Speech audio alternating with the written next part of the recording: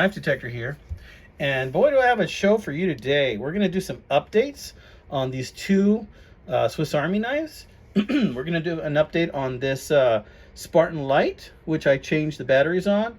We're going to do an update on this Wenger Dynasty series Lancelot, which I did a couple of fixes to, because it is in pretty rough shape, but I'm not going to mess with the paint.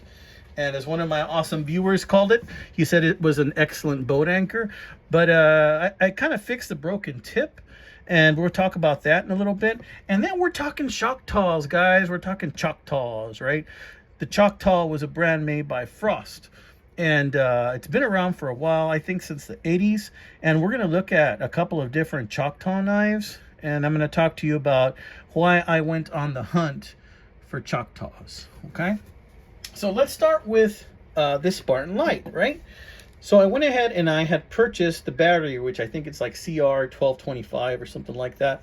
And I used a pin to push this in here, which popped this out. And there's two battery spaces right here, and I replaced them. And this works by pushing this back here. And there you go. We have ourselves light. And then the Lord said, let there be light, right? And yeah, there it is. So it does work. And you know, this is just a nice little tool. It's one little single LED. It certainly is not going to you know, be the power of the sun or anything like that, but it works. And I love the green covers on this knife. I just love that green translucent very, very much. You know, Victorinox, you know, you can't go wrong with the Victorinox. They're just so nice, right? And because of that, that's one of the knives that I collect most often. But Swiss Army knives are something that I've liked since I was about 13. Hence my scar that I have here, that I got from a Swiss Army champ when I was a kid, and cut myself peeling an apple. Ever since then, I was in love with them. But I digress. So let's talk about this bad boy right here. Now, a while back, or my last video, I think, may have been on this Wenger Dynasty series, guys. The Dynasty series first came out in 1983 or so. And when I made the video for this, I showed you some issues that it had. So we're going to look at how I corrected those issues. We're going to talk about that for a little bit. About the paint, I don't want to touch the paint.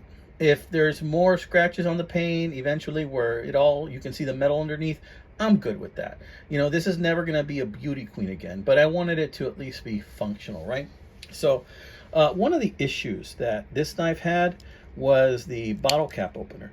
It had a space right in here, kind of like a horseshoe, where somebody tried really hard to over tighten a screw or to untighten a screw that was really tight. So I went ahead and I kind of sanded that down. I did that very carefully. What I used for that is I actually used a sharpening stone, and I just kind of went over it, a very rough sharpening stone, over and over again until I kind of was able to get it down flat, right, to a place where it actually is functional. And then after that, the angle was a little bit wrong. So I did the same with the sharpening stone on this angle flat, and this on this angle right here a little bit, to try and get it to so some semblance of what it used to be. And of course I oiled this and cleaned it up a little bit, and that seems to be working just great. No issues there. Another issue that this knife had, which is I think might be the only other issue, I can't remember more than these two, the rest of the blades are pretty good, is that you know, of course it has scratches on it. I just did a little light buffing there, but some of these scratches are really deep. You know, I'll probably use some polish to get some of these scratches out. But I went ahead and I fixed that, or re-tipped it. And you can see, even though I re-tipped it, you can still see a little bit of the bend that was in there. Now, my good friend Mark Kaufman, that commented on my video, went ahead and dropped a link to, I guess, another video he did on these, on one of my comments, answering to one of my subscribers. But he suggested in a comment he made that I grind it from the top and not from the bottom. And, you know, I did do that. I took his suggestion, right? Now, typically you're faced with that choice. Do you grind from the bottom and make it upswept, or do you grind from the top, kind of even it out that way? And if you grind from the bottom, then, you know, you're faced with, you're actually losing you know, some of that cutting edge right there. If you grind from the top, you're not losing that cutting edge, but you run the risk of really cutting into that nail nick, which I never like to do. I don't like to cut into that nail nick. And as you can see, in this occasion, I came right on it. Like, you can't get any closer to that nail nick without that. Because to me, when you cut into the nail nick, it kind of like really like cheapens it a little bit. But I think all in all, it came out pretty well. There is a tiny bend that you can see, but it's not enough that it bugs me any amount. So, Mark Kaufman, I took your advice. I grinded it from the top right there. Tell me what you think.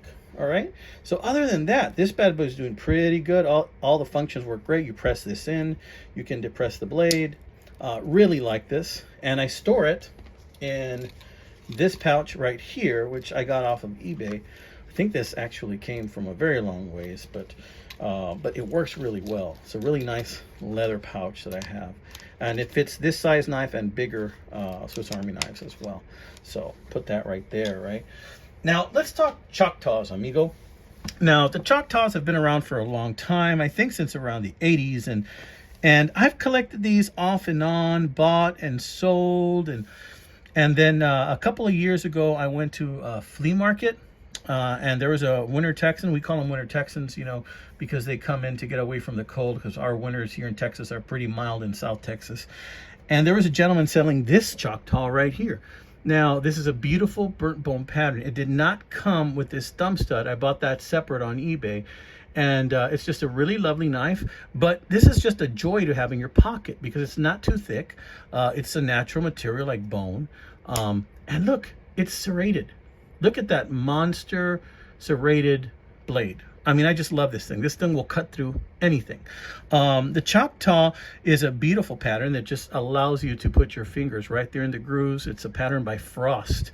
And I can't tell you the exact year that these came out, but currently these are offered in so many patterns, so many types of scales, different colors, different themes, and different sizes. You know, they even make a larger, I think, 5-inch Choctaw now.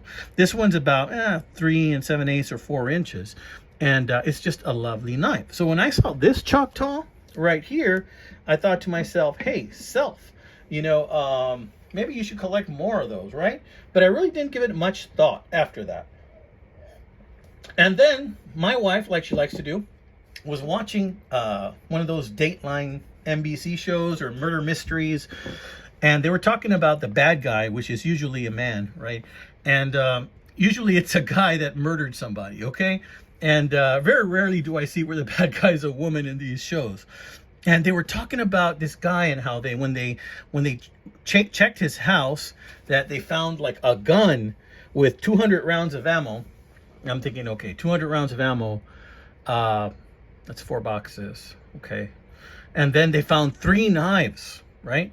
And then they showed a picture of what clearly was a Choctaw knife, but get this. It had a belt clip. A Choctaw knife with a belt clip? I had never seen one of those, okay? Had never seen a Choctaw knife with a belt clip. And I found it on that Dateline show. And that sent me on the hunt. If there was one with stag handles, which I haven't been able to find, there had to be more. Okay, so I put all kinds of searches on eBay. 1980s Choctaw, Choctaw with belt clip, Choctaw Skinner, all kinds of searches, right? And then one day this popped up. This Christmas pattern Choctaw with a belt clip. And I love carrying this knife on my belt clip in the weekends. Of course, it's got the gut hook. And I added this thumb stud because you just got to have the thumb stud with this knife. You really do. You got to have the thumb stud with this knife. It's just a beauty of a knife. This beautiful, plastic or celluloid handle here is just lovely. Okay, I can't tell you the year. I'm guessing it's probably 80s, 90s or something like that. But I love this knife, especially with the belt clip. So I'm wondering, do some of you guys have some of these Choctaws with belt clips, right?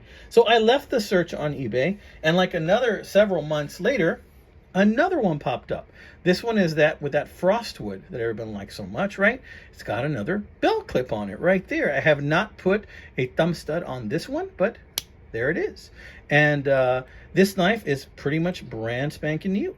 Hasn't really been used. It's just a lovely little knife. And again, with a belt clip. Liking that a lot. So did you know, guys, did you know that these Choctaws also came with belt clips?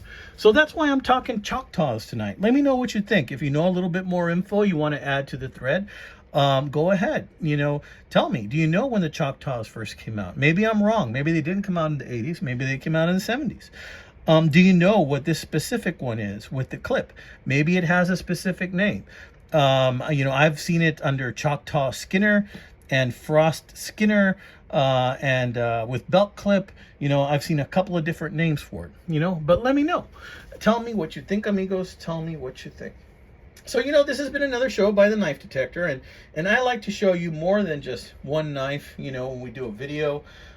Since I'm not doing videos as often, I like to show you several different things, right? I've got several other knives that you have not seen. Some of them are new in the box, and some of them are knives that I've been searching for a very long time, like this one. And sometimes I get very introspective, and I think, why do I have all of these knives, right? What am I going to do with all of these knives? Am I just going to wait for the zombie apocalypse and then use them as a form of currency? What am I going to do with all of these knives, amigos? And then, I think about, I have other hobbies I enjoy. For example, I like to go to the shooting range every now and then. So what I've done on several occasions is I've turned these knives into money, and I made a trade. So recently I went to Market Days in Harlingen, and I took an old case, I think it's a 2159, that was just a big clunky knife with sharp lines on it that I really didn't carry. I think I bought it for like $25 years ago, used, and I took it with me, and I just wanted to trade it, right? So I did a trade for that one. So that's an upcoming video I'm going to show you later on. I ended up trading it for a Camillus US military knife. Those stainless steel knives with they're like camp knives. One of those, but a 1970 model. So anyway, just to let you know, I have some upcoming videos that I hope you're going to like. Tell me what you think about these cool knives right here. Do any of these tickle your fancy, right? Every now and then I sell some knives on eBay as well. I might be selling some more of those in the near future. I'm thinking of really thinning out my herd as far as knives go, and I'm trying to figure out which ones am I going to retain, which ones am I going to let go of, only because, at some point I'm thinking, okay, how much is too much? And I'm really getting involved into other hobbies as well. So I'm thinking, maybe I'll let some of these go, So in any case, this has been another show by the Knife Detector. I wish you well, amigos. Live long and prosper. And carpe diem. Tomorrow I am going to go. I have to do a little bit of work tomorrow, but I am going to go hit the flea markets and yard sales and thrift stores and pawn shops and see what I can find. All right. Take care, amigos.